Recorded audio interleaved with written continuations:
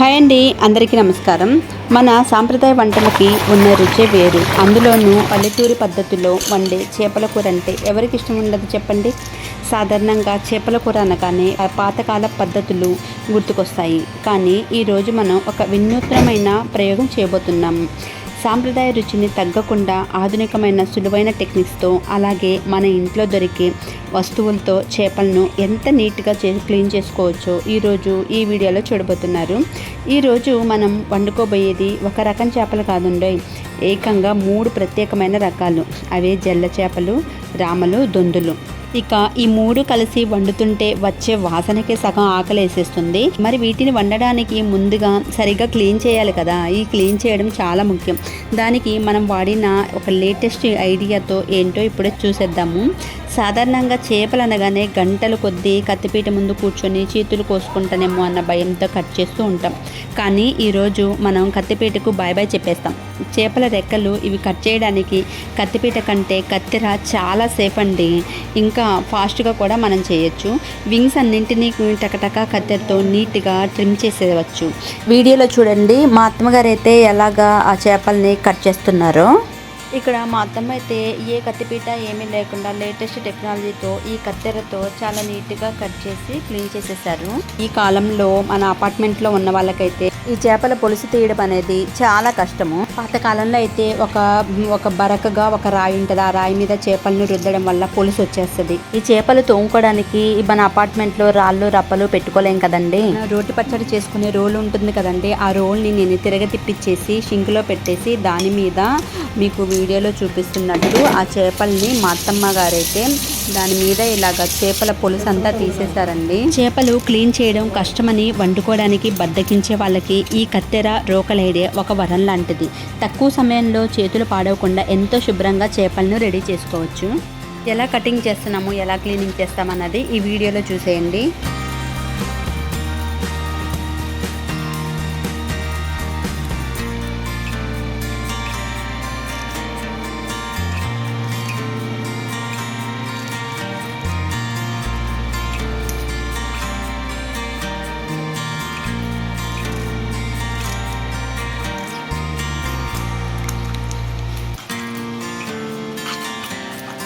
First ఈ 3 రకాల చేపలు దొందులు, జల్లలు, రామలు చేపలు ప్రత్యేకత ఏంటో చూద్దాము. మొదటిగా రామలు. ఈ రామలకున్న ప్రత్యేకత అంత ఇంత కాదండి. ఈ రామలు నవంబర్, డిసెంబర్ నెలలో అయితే ఎక్కువగా పడుతుంది. ఈ సీజన్లో అయితే ఒక్కొక్క చేప లెక్క అమ్ముతారనమాట. కిలోల లెక్కలు కాకుండా పీసుల లెక్క అమ్ముతారు. అది ఒక్కొక్కటి 25 రూపాయల నుండి 50 వరకు ఉంటుంది. అన్ సీజన్లో అయితే 50 రూపాయల పైన ఉంటుందండి ఒక్కొక్కటి. సాధారణంగా మిగిలిన చేపలకు చేదుకట్టు అంటే పిత్తాశయము తీసి వండుతారు. కానీ రామ చేపలను చేదుకట్టుతోనే వండడం దీని ప్రత్యేకత. ఈ చేదు తినడం వల్ల జీర్ణక్రియ మెరుగుపడుతుందని, ఆరోగ్యానికి ఎంతో మంచిదని అందరూ నమ్ముతారు. అలాగే దొందులు. ఈ దొందులు ఏంటంటే మాంసంతో నిండి ఉంటుంది. ఇంకా పోతే నాటు రుచికి కేర్ ఆఫ్ అడ్రస్ అన్నమాట ఇది. లాస్ట్ అండ్ ఫైనల్ జల్ల చేపలండి. ఇవి నీటిలో చాలా బలమైనవి. వండితే ముళ్ళులు ఉన్నా కూడా రుచి మాత్రం అద్భుతంగా ఉంటుంది. చూసారా వీడియోలో చూపిస్తున్నట్టు పులుసంతా ఎంత ఈజీగా నీట్గా ఊడొచ్చేస్తుందో చూడండి. ఒక్క చేప కూడా చితికిపోకుండా పులుసంతా క్లీన్ అయిపోతుంది. చూసారు కదా, ఆ రాతి మీద పెట్టుకొని ఇట్లా చాకుతో ఇలాగా మనం తీస్తూ ఉంటే పులుసులు ఎంత ఈజీగా వచ్చేస్తుందో. ఈ జల్లలు, రామలు ఇలాంటివి నలుపు చేపలు కాబట్టి ఇవి శుభ్రం చేసుకోవడానికి కొంత టైం అయితే పడుతుంది. సో మేమైతే ఓపిక్గా అలా చేసుకోవాలండి.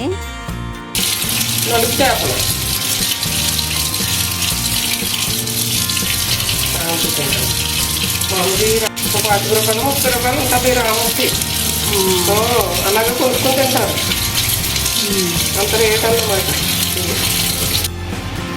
రామలు 3 కేటగిరీలు చూపించేసాం.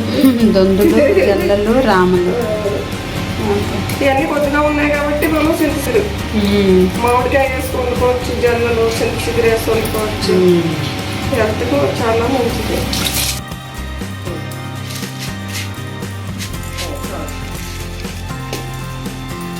ఈ పులుసులన్నీ తీసాక నీటిలో శుభ్రం చేసి చేపల్లో ఉండే నీచు వాసన పూర్తిగా పోవడానికి మన ఇంట్లో ఉండే కల్లుప్పు పసుపు వేసి బాగా కడిగామన్నమాట. పసుపు సహజమైన యాంటీబయాటిక్ కాబట్టి ఉప్పు నీచు వాసన పీల్చేస్తుంది. ఇప్పుడు చేపల ముక్కలను ఎంత తెల్లగా పరిశుభ్రంగా మెరిసిపోతున్నాయో చూడండి.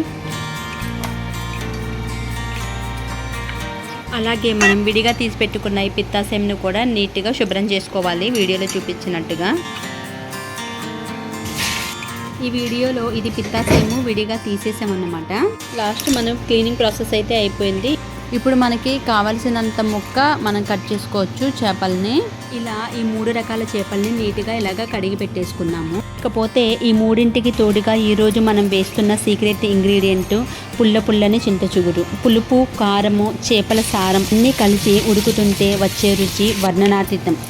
ఇక ఆలస్యం దేనికి ఈ జెల్ల రామలు దొందులు చేపల చింతచిగురు కూర తయారీ విధానం లోపల ఎలా ఉందో చూసేద్దాం రండి. వీడియోని చివరి వరకు చూసి ఈ క్లీనింగ్ ట్రిక్స్ మీకు నచ్చితే ఖచ్చితంగా లైక్ చేయండి, షేర్ చేయండి, సబ్స్క్రైబ్ చేయడం మర్చిపోకండి. వంటలోకి వెళ్ళిపోదామా.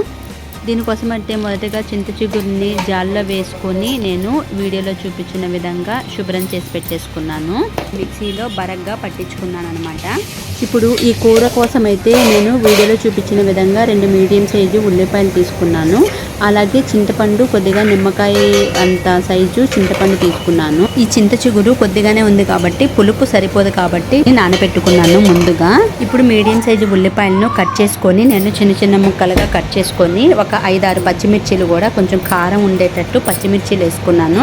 అందులోనే నేను ఉప్పు కారం పసుపు వీడియోలో చూపించినట్టు నూనె కూడా దాంట్లోనే వేసేసుకున్నాను అనమాట. వేసేసుకొని ఇప్పుడు మనం 3 రకాల చేపలను శుభ్రపరుచుకున్నాం కదా. ఈ చేపలను మనం నెమ్మదిగా ఒకదాని తర్వాత ఒకటి దాంట్లోనే వేస్తూ మనం వీడియోలో చూపించినట్టు చేసుకోవాలండి.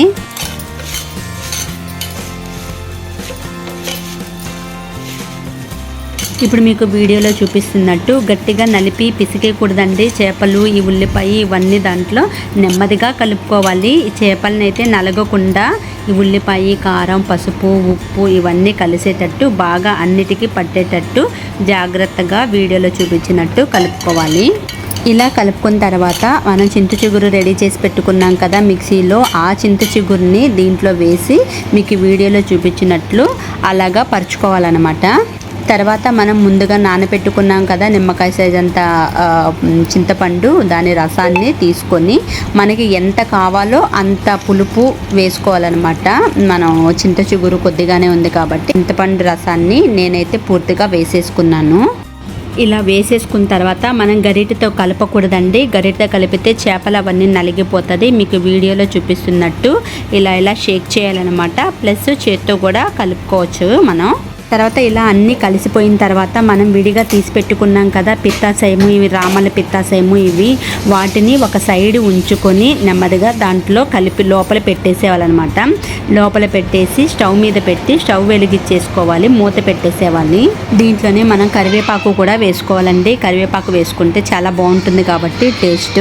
ఇలా కరివేపాకు వేసుకొని మూత పెట్టేసేవాలి. ఒక 5-7 మినిట్స్ తర్వాత మూత ఓపెన్ చేసి చూసుకొని మనము దాన్ని వీడియోలో చూపిస్తున్నట్టు అలా కలుపుకోవాలన్నమాట, షేక్ చేయాలన్నమాట. ఇలా ఈ విధంగా చేసి మళ్ళీ మూత పెట్టేసుకోవాలి. మూత పెట్టేసి మళ్ళీ ఒక 5 మినిట్స్ కూర ఉడకనివ్వాలండి. ఇలా ఉడికిన తర్వాత కూర అయితే దగ్గర పడిపోతుంది. ఇలా ఎక్కువసేపు కూడా ఉడకనివ్వకూడదు. కూర దగ్గరకు వచ్చిన తర్వాత మనం ముక్కలు చూసుకొని మనం స్టవ్ ఆఫ్ చేసేసుకోవాలండి. అంతేనండి, రెడీ అయిపోయింది మన వేడి రామలు దొందులు జల్లలు చేపల చింతచిగురు కూర రెడీ అయిపోయింది. మీరు కూడా ఇదే విధంగా ట్రై చేసి ఒకసారి నాకు మీకు ఎలా వచ్చిందో కామెంట్ సెక్షన్లో కామెంట్ చేయండి. Thank you for watching. Bye.